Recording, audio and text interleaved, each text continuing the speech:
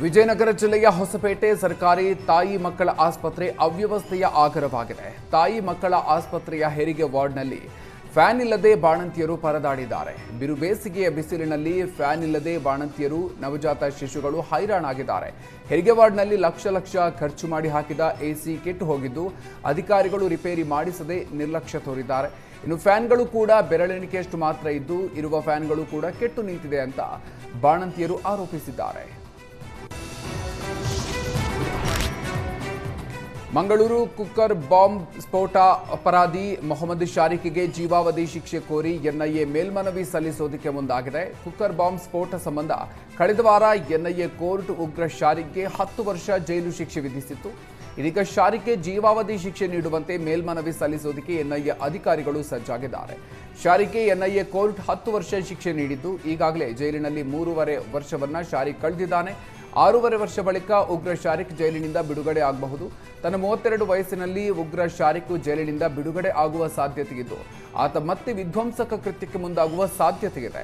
ಭಯೋತ್ಪಾದಕ ಸಂಘಟನೆಯ ಮೂಲಕ ಮತ್ತೆ ಸಮಾಜಕ್ಕೆ ಹಾನಿಯುಂಟು ಮಾಡುವ ಸಾಧ್ಯತೆಯಿದೆ. ಹೀಗಾಗಿ ಶಾರಿಕ್ಗೆ ಜೀವಾವಧಿ ಶಿಕ್ಷೆ ನೀಡುವಂತೆ ಎನ್ಐಎ ಅಧಿಕಾರಿಗಳು ಮನವಿ ಸಲ್ಲಿಸೋದಕ್ಕೆ ಮುಂದಾಗಿದ್ದಾರೆ. ಆಂಧ್ರದಿಂದ ಬಂದು ಬಳ್ಳಾರಿಯಲ್ಲಿ ಬೈಕ್ ಕಳ್ಳತನ ಮಾಡ್ತಾ ಇದ್ದ ಅಂತಾರಾಜ್ಯ ಕಳ್ಳನನ್ನ ಪೊಲೀಸರು ಬಂಧನ ಮಾಡಿದ್ದಾರೆ. ಬಳ್ಳಾರಿ ಜಿಲ್ಲೆಯ ವಿವಿಧ ಭಾಗಗಳಲ್ಲಿ ಬೈಕ್ ಕದ್ದಿದ್ದ ಆಂಧ್ರ ಮೂಲದ ಈರಣ್ಣನನ್ನ ಪೊಲೀಸರು ಬಂಧಿಸಿದ್ದಾರೆ. ಬಂಧಿತನಿಂದ 6.5 ಲಕ್ಷ ಮೌಲ್ಯದ 13 ಬೈಕ್ಗಳನ್ನು ವಶಕ್ಕೆ ಪಡೆದುಕೊಳ್ಳಲಾಗಿದೆ.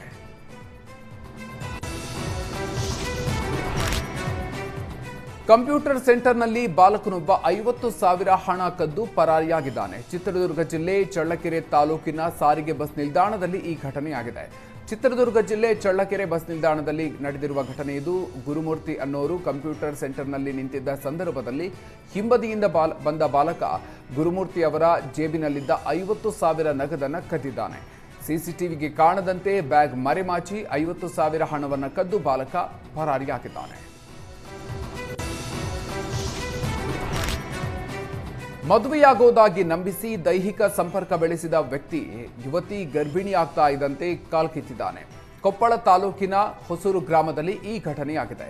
ಹೊಸೂರು ಗ್ರಾಮದ 28 ವರ್ಷದ ಹನುಮವ್ವಗೆ 48 ವರ್ಷದ 3 ಮಕ್ಕಳ ತಂದೆ ವೀರಪ್ಪ ಮೋಸ ಮಾಡಿದ್ದಾನೆ.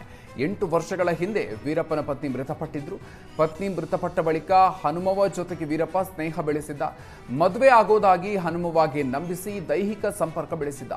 ಈ ವಿಚಾರ ತಿಳಿದ ಗ್ರಾಮಸ್ಥರು ಇಬ್ಬರಿಗೂ ಬುದ್ಧಿ ಹೇಳಿ ದೂರ ಮಾಡಿದ್ರು. ಆದರೆ ಹನುಮವ್ವಗೆ ಜೀವ ಬೆದರಿಕೆ ಹಾಕಿ ವೀರಪ್ಪ ಮತ್ತೆ ದೈಹಿಕ ಸಂಪರ್ಕ ಬೆಳೆಸಿದ್ದ. ಸದ್ಯ ಹನುಮವ್ವ 5 ತಿಂಗಳ ಗರ್ಭಿಣಿಯಾಗಿದ್ದು, ಮದುವೆಯಾಗೋದಾಗಿ ಹೇಳಿದ್ದ ವೀರಪ್ಪ ಈಗ ಉಲ್ಟಾ ಹೊಡೆದಿದ್ದಾನೆ. ಮದುವೆ ನಿರಾಕರಣೆ ಹಿನ್ನೆಲೆ ಮಹಿಳಾ ಪೊಲೀಸ್ ಠಾಣೆ ಮೆಟ್ಟಿಲೇರಿದ್ದ ಸಂತ್ರಸ್ತೆ ಹನುಮವ್ವ ವೀರಪ್ಪನ ವಿರುದ್ಧ ದೂರು ನೀಡಿದ್ದಾಳೆ.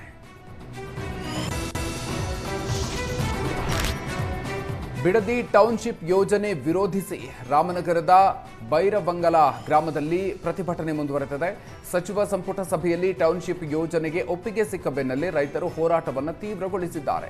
ಯಾವುದೇ ಕಾರಣಕ್ಕೂ ನಮ್ಮ ಭೂಮಿ ಕೊಡೋದಿಲ್ಲ, ನಮ್ಮ ಜೀವನದ ಮೇಲೆ ಸರ್ಕಾರ ಬರೆ ಎಳಿತಾ ಇದೆ ಅಂತ ರಾಜ್ಯ ಸರ್ಕಾರದ ವಿರುದ್ಧ ರೈತರು ಆಕ್ರೋಶವನ್ನು ಹೊರಹಾಕಿದ್ದಾರೆ.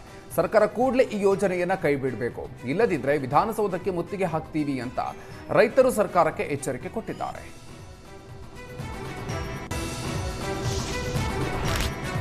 ಬೆಂಗಳೂರಿನ ಪೀಣ್ಯ ಎಲಿವೇಟೆಡ್ ಫ್ಲೈಓವರ್ನಲ್ಲಿ 4 ದಿನಗಳ ಕಾಲ ವಾಹನ ಸಂಚಾರಕ್ಕೆ ನಿರ್ಬಂಧ ವಿಧಿಸಲಾಗಿದೆ. ರಾಷ್ಟ್ರೀಯ ಹೆದ್ದಾರಿ 4ರಲ್ಲಿರುವ ಪೀಣ್ಯ ಮೇಲ್ಸೇತುವೆಯಲ್ಲಿ ಲೋಡ್ ಟೆಸ್ಟಿಂಗ್ ಹಾಗೂ ಸುರಕ್ಷತಾ ಪರಿಶೀಲನೆ ನಡೆಯಲಿದೆ. ಹೀಗಾಗಿ ಮೇ 5ರ ಮುಂಜಾನೆ 5 ಗಂಟೆಯಿಂದ ಮೇ 8ರ ಬೆಳಗ್ಗೆ 11 ಗಂಟೆಯ ತನಕ ವಾಹನ ಸಂಚಾರವನ್ನು ನಿರ್ಬಂಧಿಸಲಾಗಿದೆ. ರಾಷ್ಟ್ರೀಯ ಹೆದ್ದಾರಿ ಪ್ರಾಧಿಕಾರದ ಕೋರಿಕೆಯಂತೆ 4 ದಿನ ಪೀಣ್ಯ ಮೇಲ್ಸೇತುವೆಯ ಮೇಲೆ ವಾಹನಗಳಿಗೆ ತಾತ್ಕಾಲಿಕವಾಗಿ ನಿರ್ಬಂಧ ಹೇರಲಾಗಿದೆ.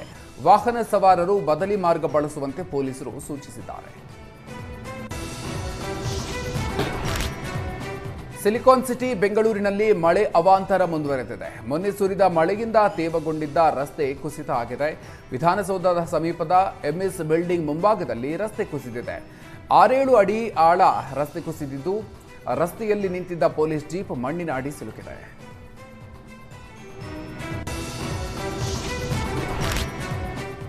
ಜಾಹೀರಾತು ಫಲಕಕ್ಕೆ ಅಡ್ಡಿ ಅನ್ನೋ ಕಾರಣಕ್ಕೆ ಮರಗಳನ್ನು ನಾಶಪಡಿಸಿರುವ ಘಟನೆ ಬೆಂಗಳೂರು ಹೊರವಲಯದ ಆನೇಕಲ್ನಲ್ಲಿ ನಡೆದಿದೆ. ರಾಷ್ಟ್ರೀಯ ಹೆದ್ದಾರಿ 75ರ ಆವಲಹಳ್ಳಿ ಮುನೇಶ್ವರ ದೇವಾಲಯ ಸಮೀಪದ ಮರಗಳನ್ನು ಕಡಿಯಲಾಗಿದೆ. ಕಿತ್ತಗನೂರು ವೈ ಶ್ರೀನಿವಾಸ್ ಅಲಿಯಾಸ್ ಗುಡ್ಡೆ ಸೀನಾ ಎಂಬಾತ ಮರಗಳನ್ನು ಕಡಿದಿದ್ದಾನೆ ಅಂತ ಆರೋಪಿಸಲಾಗಿದ್ದು, ಆರೋಪಿ ಗುಡ್ಡೆ ಸೀನಾ ವಿರುದ್ಧ ಕ್ರಮ ಕೈಗೊಳ್ಳುವಂತೆ ಅರಣ್ಯ ಇಲಾಖೆಗೆ ಆವಲಹಳ್ಳಿ ಗ್ರಾಮ ಪಂಚಾಯಿತಿ ಸದಸ್ಯರು ದೂರು ಕೊಟ್ಟಿದ್ದಾರೆ.